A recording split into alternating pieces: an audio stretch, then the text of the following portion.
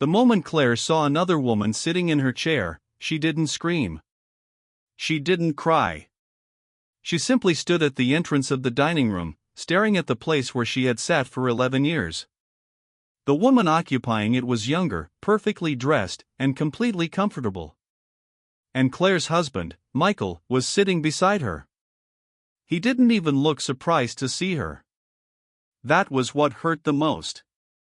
Claire's fingers tightened around the small serving tray in her hands. Around the table, Michael's relatives continued talking as if nothing had happened. Crystal glasses clinked. Soft music played in the background. The enormous dining room looked exactly as it always had during family celebrations. Except tonight, Claire had suddenly become a stranger in her own home. The woman in her chair lifted her wineglass and smiled. "Is something wrong?" Claire looked at Michael. "Who is she?" Michael finally raised his eyes. "Claire, don't make a scene." 4 words. After 11 years of marriage, those 4 words told her everything. The woman slowly crossed her legs. "My name is Sabrina." Claire already knew. She had seen the name on Michael's phone. She had seen the late-night messages. She had seen the hotel receipt hidden beneath a stack of business documents. But she had never expected Sabrina to sit in her chair at the family table. Michael stood. "She's been helping me with the company." Claire almost laughed. "Helping you?" Sabrina smiled. "Michael didn't want to embarrass you tonight." "Embarrass me?" Claire looked around the table. Nobody met her eyes. His sister suddenly became fascinated by her plate. His brother stared at his phone. Michael's mother reached for her glass. Then Claire noticed one empty chair. Her usual chair. She walked toward it. Sabrina didn't move.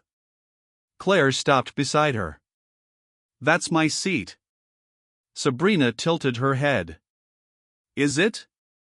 Before Claire could answer, a sharp voice came from the far end of the table. "Get up." Everyone froze.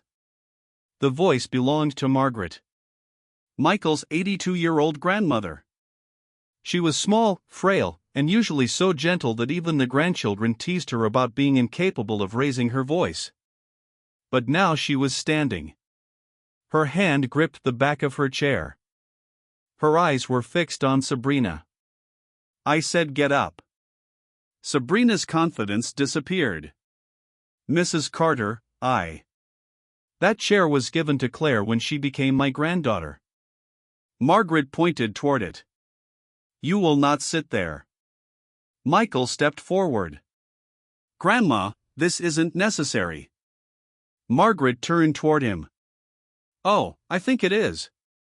The room became completely silent. Margaret looked at Claire. "Come here, sweetheart." Claire slowly approached. Margaret reached for her hand. "Do you know what this girl told me yesterday?" Claire shook her head. Margaret looked at Michael. "She told me she was going to be the next woman of this family." Michael's face went pale. Sabrina immediately stood. "That isn't what I meant." Margaret laughed bitterly. "Oh, I understood you perfectly." Then she looked at Michael. "But you seem to have forgotten something." Michael swallowed. "What?" "Your wife built this family before you became rich enough to forget who was standing beside you." Claire's eyes filled with tears. She remembered everything. The tiny apartment. The broken-down car.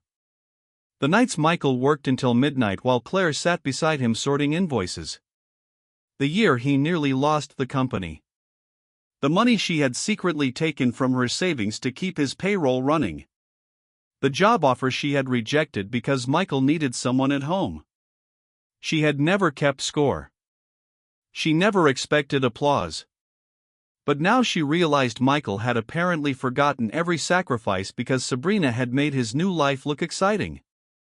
Margaret wasn't finished. Claire sold her mother's necklace to help you pay your employees. Michael stared at his wife. You never told me. Claire whispered, you didn't ask. Margaret continued. She cared for your father when he was sick. She stayed beside you when investors laughed at your business. She defended you when your own family said you would fail. Then she pointed toward Sabrina. And where was she? Sabrina's face hardened. I wasn't part of his life then. Exactly. Margaret sat down slowly. That's why you don't get to take Claire's place simply because you arrived after the difficult years were over. Michael looked at Sabrina. For the first time that evening, he seemed uncomfortable with her. Sabrina grabbed her purse. I can't believe everyone is treating me like this. Margaret answered calmly. No one invited you to replace anyone. Sabrina looked at Michael. Are you going to let her speak to me like that? Michael didn't answer. Sabrina's expression changed. She realized something. Michael wasn't going to defend her. She stormed out. The dining room remained silent.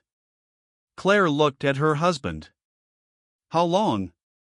Michael closed his eyes. 6 months. Claire felt something inside her break. 6 months. I was going to tell you. When? He had no answer. Claire nodded slowly. Then she removed her wedding ring. She placed it on the table. Michael stared at it. Claire, please. No. Her voice was quiet. And somehow that frightened him more than shouting would have. You didn't lose me tonight because another woman sat in my chair. She looked directly into his eyes. You lost me because you watched her sit there. Michael's eyes filled with regret. I was confused. No. Claire shook her head. You were comfortable. That sentence destroyed him.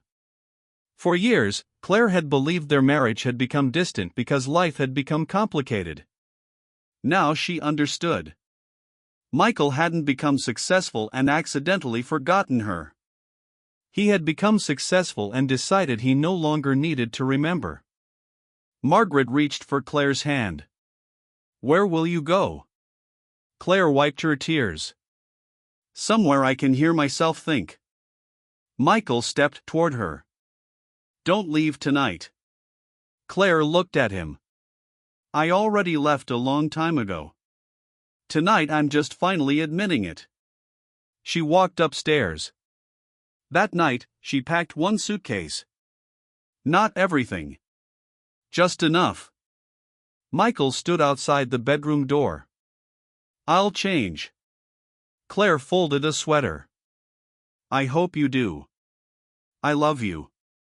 She stopped. For 11 years, those words would have made her turn around. This time they didn't. Love isn't something you say after destroying someone's trust. She zipped the suitcase. Love is what you do before you destroy it. Then she walked past him.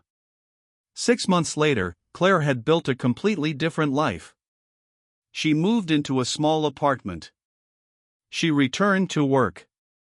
She started consulting for small businesses, using everything she had learned during Michael's early years. Within months, her first client recommended her to another. Then another. For the first time in years, Claire was building something that belonged entirely to her. Meanwhile, Michael's company began struggling.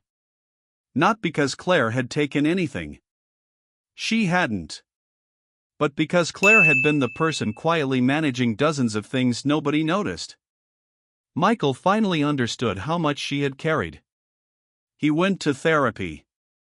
He ended things with Sabrina. He apologized repeatedly. But Claire never rushed back. 1 year after that humiliating dinner, Margaret invited the entire family to her birthday. Claire almost refused. Then Margaret called her. I don't want my birthday gift, the old woman said. What do you want? You. So Claire went. When she entered the dining room, everyone stood. Michael was beside the table. And beside him was her old chair. He pulled it out. Then he stepped away. I won't ask you to sit here, he said. That's your choice. Claire looked at the chair. Then at Margaret. The old woman smiled. Claire finally sat down. Not because she had taken her place back. Because she had realized something. That chair had never been proof of her worth. Neither had the mansion. Neither had Michael. Her worth existed before the marriage. It existed during the years she sacrificed. And it existed after she walked away. Michael quietly placed a glass of water beside her. I know I don't deserve another chance. Claire looked at him. You're right. He nodded. But people can change. They can. She paused. And sometimes they change too late. Michael lowered his eyes. Claire didn't know what the future would bring. Maybe they would rebuild something someday. Maybe they wouldn't. But for the first time, she wasn't afraid of either possibility. Across the table, Margaret smiled. And Claire smiled back. Because the woman who had once stood silently beside her husband's success was gone. In her place was a woman who finally understood her own value. And no one would ever have to shout, "Get up!" for her again. She knew exactly where she belonged. With herself.